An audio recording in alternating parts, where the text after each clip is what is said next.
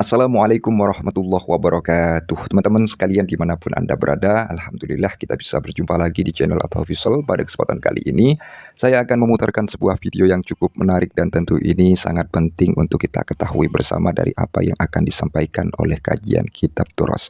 Karena di sini beliau kajian Kitab Turos sedang meluruskan fatwa Buya Qurtubi yang kemarin-kemarinnya sempat viral, yang kemarin-kemarinnya sempat banyak yang mengupload dari video-video ataupun ungkapan yang sudah disampaikan oleh Buya Qurtubi ini, termasuk saya pribadi channel Atau Visual.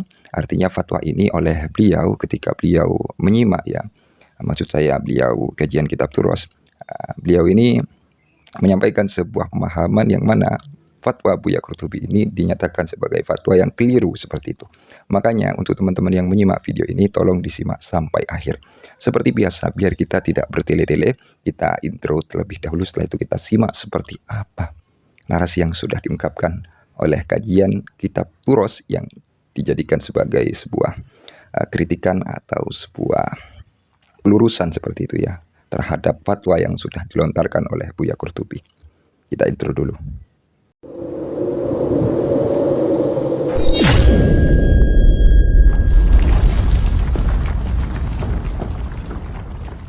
Cukup bagi orang awam, cukup taklid kepada Imam Az-Zubaysatin dan Imam Ibnu Hajar Al-Haytami. Di dalam bidang fikih ada kata Imam Romli dan Ibnu Hajar bertentangan, siapa yang diutamakan? Ibnu Hajar. Ibnu Hajar Al-Haytami dalam kitab sabatnya menetapkan sanadnya nasab para habaib. Assalamualaikum warahmatullahi wabarakatuh. Ikhwan dan muslimin yang dimuliakan Allah. Kalau kita melihat videonya dari Buya Qurtubi ini mengatakan bahwasanya kalau ada khilaf antara Ibnu Hajar dengan Imam Romli, maka yang dimenangkan adalah Ibnu Hajar. Maka pendapat ini, pernyataan ini itu bisa dianggap keliru. Karena kalau kita melihat di beberapa referensi, ulama di sana tidak mengunggulkan, apalagi kita bukan ahlu tarjih di dalam mentarjih pendapatnya seorang ulama.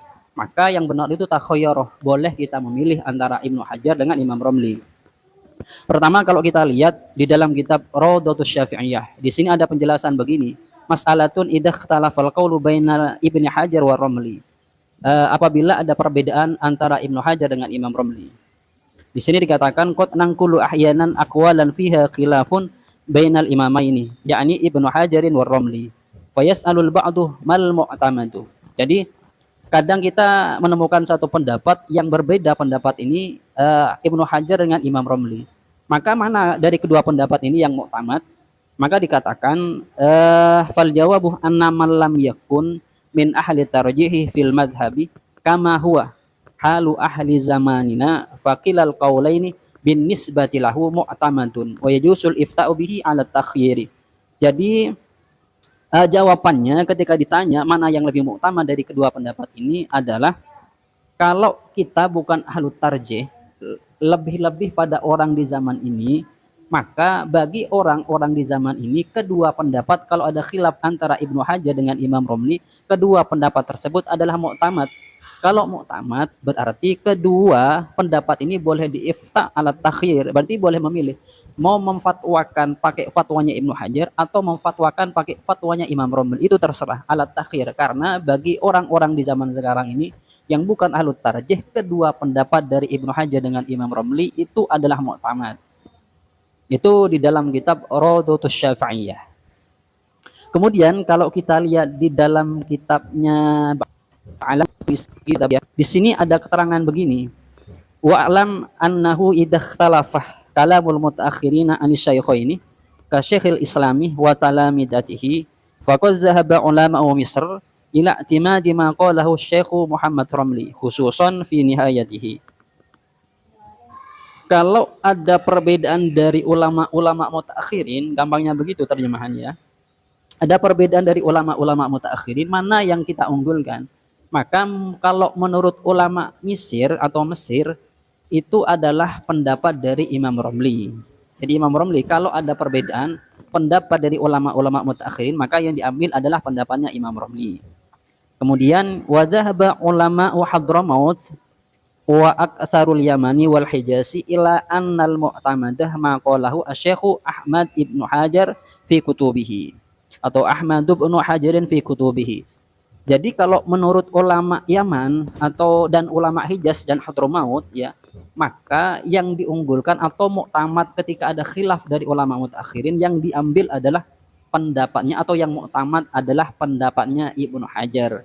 Jadi kalau menurut ulama Hadramaut atau ulama Yaman dan kebanyakan ulama Yaman dan ulama Hijaz, yang muktamad kalau ada perbedaan dari ulama-ulama mutakhirin tentang satu masalah, maka yang dibenangkan adalah pendapatnya Ibnu Hajar. Akan tetapi kalau menurut ulama-ulama Mesir, maka yang dibenangkan adalah pendapatnya Imam Romli, lebih-lebih di kitabnya Nihayah. Jadi kalau kita melihat penjelasan ini, baik kita merujuk kepada istilahnya itu kitabnya Ba'alawi atau kitab Buqyah, atau di kitab Raudatus Syafi'iyah, ini menjelaskan bahwasanya ada perbedaan ulama, atau istilahnya itu ulama ini memperbolehkan, boleh kita memilih pendapatnya Ibnu Hajar, boleh kita milih pendapatnya Imam Romli, karena kedua pendapatnya ulama ini dianggap sebagai muktamad bagi orang-orang yang bukan ahlu tarjih, seperti orang-orang pada zaman ini.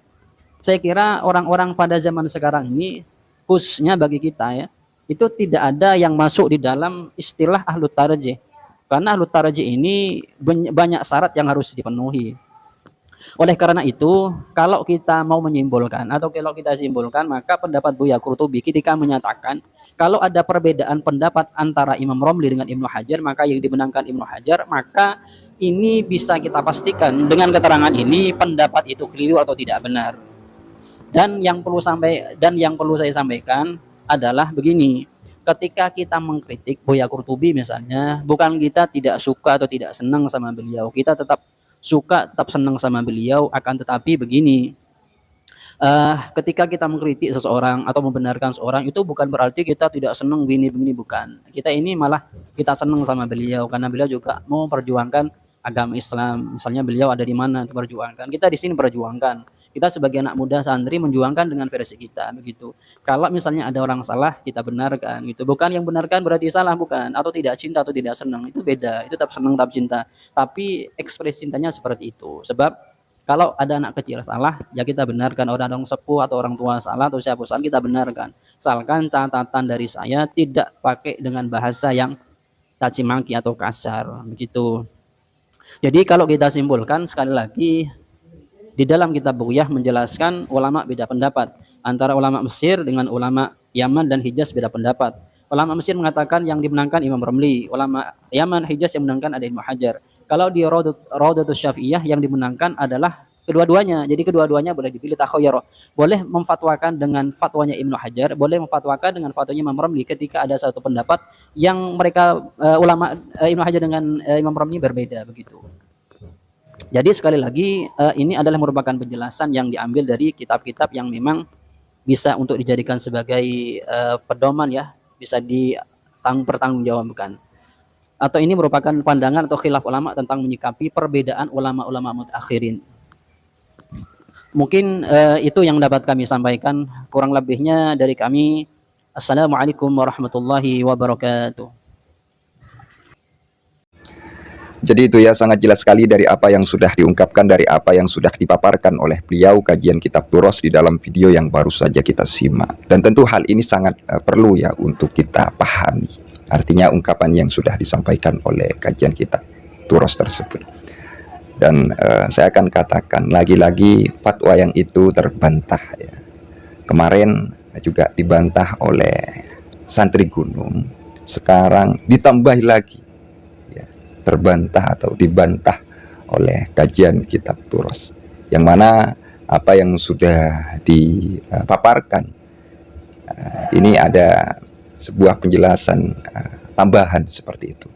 Dan tentu hal ini sangat perlu ya untuk kita cerna dari ungkapan yang telah disampaikan ya oleh beliau-beliau dari santri gunung atau dari beliau yang sudah kita simak videonya barusan dari kajian kitab Turos. Beliau kajian kitab Turos ternyata menekankan ataupun dalam hal ini beliau menyampaikan sebuah dalil yang cukup luar biasa.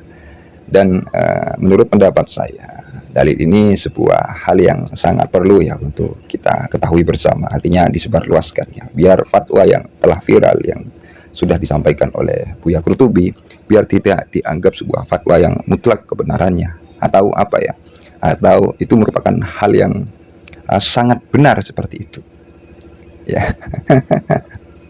Jadi beliau kajian kitab Turas baru saja menyampaikan kepada kita semua tentang sebuah ibarah yang telah dibacakan, kurang lebih annaman lam yakun min ahli tarjihi fil madhabi kama huwa halu ahli zamanina faqilal qaulaini binisbati lahu mu'tamadu wa yajuzu al ifta'u bihi ala tahyiri.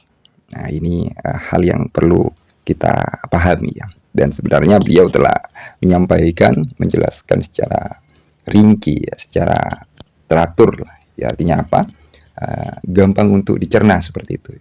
Jadi kita itu bukan ahlu tarjih ya, bukan min ahli tarjih. Ketika kita sudah tahu dan sadar ya, posisinya seperti itu ya, maka sikap apa yang mesti kita ambil ataupun langkah bagaimana yang perlu kita lakukan sudah dipaparkan ya, di dalam narasi setelah itu, dan tentu itu merupakan hal yang menurut saya sangat perlu juga untuk dipahami, untuk dicerna dari ungkapan-ungkapan dari awal sampai akhir yang telah disampaikan oleh beliau kajian kitab Turas. Berarti ketika ada dua qaul, maka siapa yang mu'tamad? Saya kira kita telah mendapatkan kuncinya seperti itu. Jadi fatwa Buya Qurtubi, kata saya, lagi-lagi terbantahkan seperti itu.